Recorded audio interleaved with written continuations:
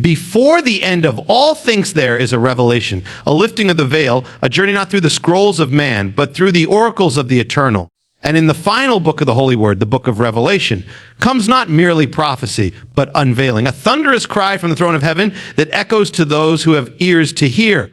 The mystery that was sealed now opens before the remnant, not to entertain the curious, but to awaken the sleeping, to call the faithful, to shake the complacent. For Revelation is not a tale of beasts and symbols alone. It is the word of God unchained. It is the revelation of Mesha, the unveiling of the one who was, who is, and who is to come. And you, child of the Most High, are not here by accident. You have been chosen for such a time as this. You were placed in this generation not to drift, not to compromise, but to journey, to rise, to watch, to prepare. The revelation begins not on earth, but in heaven. The apostle, exiled on Patmos, is taken up. He hears a voice like a trumpet, and he turns. He turns, so must we. For the journey begins when we turn from the distractions, from the noise, from the world that shouts lies. Turn and behold, a door standing open in heaven. The voice says, come up here. And that voice still calls. It calls you. It calls the church. It calls the bride. Come up from the pit of compromise. Come up from the valley of lukewarmness. Come up from the shadow of fear. Come up and see. The heavens open to those who are willing to leave the comfort of earth. The Spirit speaks not the worldly, but to the churches, to the lampstands.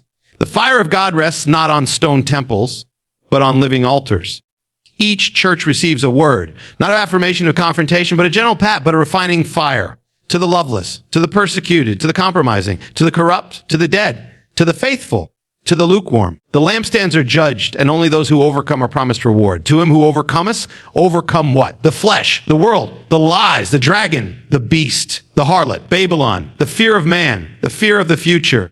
Overcome the call to blend in, for you cannot walk in the fire and not be changed. You cannot touch the holy and remain unshaken. The revelation is not neutral, it divides. It calls for a line.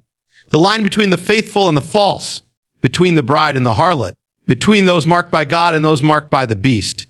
And in that division comes clarity. The Lamb is revealed, standing in the midst of the throne, the one who was slain, the lion who is the lamb, the judge who is the redeemer, and in his hand is the scroll, sealed with 7 seals, the scroll that holds the mystery of all things, and no one is worthy to open it until the Lamb appears. And he opens the scroll not just in heaven, but in history. Each seal a revelation, and the journey unfolds. But it is not only a vision, it is a warning, a call to awaken. For the first seal brings conquest, the second war, the third famine, the fourth death, the fifth the cry of the martyrs, the sixth the shaking of the heavens.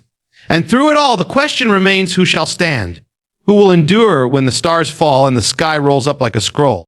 Who will sing when the sun's black and the moon turns to blood? Those who know their God, those who have washed their robe, those who follow the Lamb wherever he goes. This is not a fantasy. This is reality. The ultimate reality. The revelation unmasks the illusions of the world. It shows what is and what will be. It reveals the things we trust. Kingdoms, nation systems will fall. That the empires of men are nothing more than sand before the wind. But the kingdom of God is forever, and the Lamb shine. The revelation is not given to scholars alone. It is for the watchmen, for the warriors, for the witnesses. It is a battle plan for the last days, and a treasure map to eternity. The trumpets will sound, the bowls will pour, the beasts will rise. But so will the saints, for in the midst of the judgments comes the harvest. Multitudes from every nation, every tribe, every tongue, standing before the throne, washed in the blood, overcomers.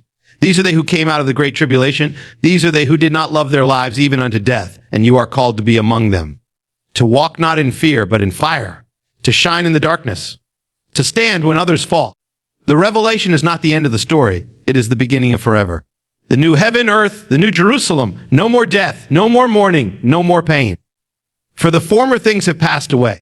And the voice from the throne declares, behold, I make all things new. But to enter the new, you must let go of the old, let go of Babylon, let go of compromise, let go of fear, let go of the world, and cling into the Lamb. For the journey of revelation is not a path of escape, but a path of glory. Glory through the fire, victory through the blood, triumph through the cross. And in the end, the reward is not streets of gold or gates of pearl, but the greatest promise ever giving, they shall see his face. This is the journey. The book of Revelation is open. The seals are breaking. The call has gone forth. The Spirit and the bride, come, and let all who hear say, come and drink of the water of life without cost. Come, for the King is coming, and his reward is with him. Blessed are those who are found watching. What if I told you that the world around you is not what it seems? That beneath the lights of the cities, behind the walls of the kingdoms, beyond the screen of comfort and prosperity, there lies a system. Ancient, cunning, seductive, crafted not flesh but by spirit. The book of Revelation reveals this mystery in the form of a woman arrayed in purple and scarlet, holding a golden cup, intoxicated with abominations and the blood of the saints. She is called Babylon the Great, the mother of harlots and of the abominations of the earth. But this is not the Babylon of brick and mortar. It is the spirit of deception that has moved through every age. From the tower built in rebellion, to the empires of man exalting themselves above God, to the very systems that govern our modern world. Babylon lives. She walks in the halls of power. She sings in the anthems of culture. She markets through the screens of media. She teaches in the institutions of man. Her wine is sweet to the tongue, but bitter to the soul. She offers pleasure without purity, truth without holiness, power without surrender. And many have drunk from her cup without knowing it. For her ways are subtle, her path is broad, and her throne is woven into the foundations of this present age. The revelation shows her not as a threat from outside the church, but as a seductress who infiltrates the sanctuary. She does not always come as a beast, but as beauty. Not always a tyrant, but as tolerance. Not always as persecution, but as persuasion. She flatters the ego. She strokes the pride. She whispers, you can have both, the world and the kingdom, but it is a lie, for no man can serve two masters. The command from heaven is clear, come out of her, my people, that you may not partake in her sins, nor receive of her plagues.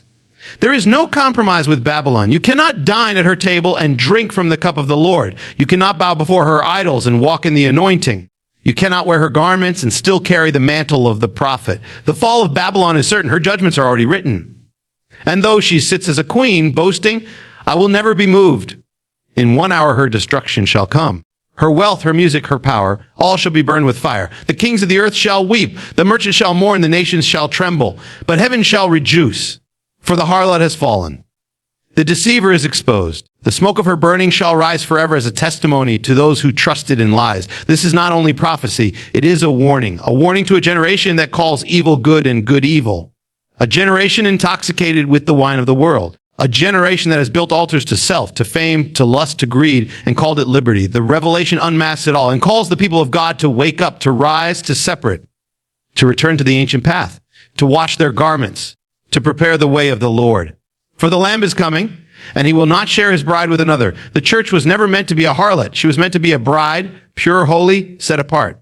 A light in the darkness, not a mirror of the darkness. And yet many pulpits have gone silent. Many altars have grown cold. Many shepherds have traded their staff for applause. But the voice from heaven still speaks. It calls for repentance. It calls for fire. It calls for truth. And it calls for separation. For in the last days, it will not be the size of the crowd that matters, but the purity of the remnant. Not how many followed, but how many overcame. The fall of Babylon is not the end of the story. It is the beginning of redemption. For out of her ashes rises the new Jerusalem, a city not built by hands, but by God. A city not ruled by man, but by the Lamb. In her, there is no lie, no death, no night. The gate shall never be shut. The river of life shall flow. The tree of life shall bear its fruit. And the throne of God shall dwell among men. But only those who have come out of Babylon will enter in. Only those who refused the mark of the beast, who did not bow to the image, who did not compromise in the fire, only they shall see his face. The world offers temporary pleasure. The kingdom offers eternal glory. Choose this day. Do not be deceived by the glitter of Babylon. It is dust. Do not chase her promises. They are chains. Do not drink her wine. It is poison. For what fellowship has light with darkness? What communion has Christ with Belial? What agreement has the temple of God with idols? You are a chosen generation, a royal priesthood, a holy nation, a people set apart. You were not made for Babylon. You were made for Zion. You were not redeemed to blend in. You were redeemed to stand out. And in the end, those who stood out shall be brought in into the city of the King, into the joy of the Lord, into the reward of the faithful. For the Spirit and the bride say, come up, come up, come home. And let all who say, come, come. Let the one who thirsts come, one who hungers come. Let the weary come, the wounded. Let the warrior come. And let him who overcomes inherit all things. The fall of Babylon is the fall of the lie. The rise of the Lamb is the rise of truth. And the end of the age is the beginning of eternity. Blessed are those who do not fall asleep. Blessed are those who are not defiled. Blessed are those who are not deceived. Blessed are those who overcome. The journey of Revelation is not a tale to be read. It is a call to be lived. And now the scroll is open. The time is near. The judge stands at the door. The king is ready to ride. Babylon is falling, the triumphal trumpet is sounding, and the gates of the kingdom are opening. Prepare your heart, for the bridegroom comes. Even so, come, Lord. Come quickly. There is a war raging, not seen by the eyes of man, yet more real than the cities we walk through and the breath we take. It is a war that began before the foundations of the earth, a cosmic conflict between light and darkness, between the kingdom of God and the forces of evil. The book of Revelation is the unveiling of that war in its final hour, the final act, when the veil is torn away and the last battles are fought, not only in the heavens, but in the hearts of men. This is the journey through Revelation, the awakening to the true nature of reality and the call to take up arms in a war not fought with swords, but with faith, testimony, and the blood of the Lamb. For the word declares, they overcame him by the blood of the Lamb and by the word of their testimony, and they loved not their lives even unto death. This is the path of the overcomer, the true believer, the warrior of the last days. The dragon stands in rage, knowing his time is short. He lashes out against the woman clothed with the sun. He makes war with her offspring, those who keep the commandments of God and hold fast the testimony of Jesus. This is not distant prophecy. This is now. The dragon is not waiting for some future generation. It's after this one. And those who carry the word in their mouths and the spirit in their hearts are his targets. The war is no longer just over territory, but over truth, over identity, over the image of God in man. It is fought in schools, in families, in culture, in government, and yes, even in the church. And the call of Revelation is not to retreat, but to overcome, to stand, to fight the good fight of faith. For the beast rises out of the sea. He is political, persuasive, powerful. He deceives the nations. He works signs. He makes fire come down from heaven. And through the second beast, the false prophet, the world is led into worshiping the image. It is a counterfeit of Christ, a false Messiah, a manufactured unity enforced by fear. The mark of the beast is not only a symbol of control, it is a test of allegiance. Will you bow to convenience? Will you submit to pressure? Will you trade eternal life for temporary safety? The faithful cannot. The faithful will not. For written upon their foreheads is another mark, the name of their God, the seal of the living one. And in that hour, there is no neutral ground. There is no sitting on the fence. Every soul must choose Babylon or Jerusalem, the beast or the lamb, the wide road or the narrow gate. The journey of revelation is the revelation of choice. And in that choice, the destiny of eternity is sealed. The world will marvel after the beast. The nations will follow the harlot, but the remnant will follow the lamb wherever he goes, even when the way leads through fire, even when the path leads through persecution, even when the call leads to death. For they have seen something greater than this world. They have heard the song of Zion. They've tasted the power of the age to come, and nothing can turn them back. These are the ones who stand on Mount Zion with the Lamb. These are the 140,000 who are spiritually sealed, undefiled, and true. These are the ones who sing the new song, which no one else can learn, a song not of the earth, but of heaven, a song of victory, a song of the redeemed. And while judgment pours out upon the earths, trumpets bowls. The remnant walks in holiness, clothed in white with lamps full of oil, while the world blasphemes the name of God for the plagues. The saints cry out, holy, holy, holy is the Lord God Almighty. They shine brighter. In the shaking, they stand firmer. And in the fire, they are refined. The beast makes war with them. The harlot persecutes them. The dragon accuses them. But they overcome, not by politics, not by the sword, by numbers, but by the power of the Lamb, by the blood that speaks a better word, by the name that is above every name, by the word of God that cannot be broken. And even in death they do not lose, for the martyrs cry out from beneath the altar, "How, Lord?" And white robes are given to them, and their testimony becomes a witness to the nations. For they overcame, not by escaping the fire, but by enduring it, not by avoiding the cross, but by embracing it. The final hour is not the end of hope. It is the fulfillment of hope. The revelation shows that after the wrath, after the fall, after the smoke and fire, comes the marriage of the Lamb. The bride has made herself ready. She is clothed not in pride or luxury, but in righteousness, clean, bright, faithful. She has not defiled herself with Babylon. She has not bowed to the beast. She has compromised in the fire. She has waited. She has watched. She has wept. And now she rejoices, for her bridegroom comes. He returns not as the suffering servant, but as the conquering king. His eyes are flames of fire. His robe is dipped in blood. His name is the word of God. On his thigh is written, King of kings and Lord of lords. And the armies of heaven follow him. The heavens open, the trumpet sounds, and the king rides forth. The beast is captured. The false prophet is cast into the lake of fire. The dragon is bound. And the kingdom of this word becomes the kingdom of our God and of his Messiah. And he shall reign forever and ever. This is the end of the journey, but only the beginning of eternity.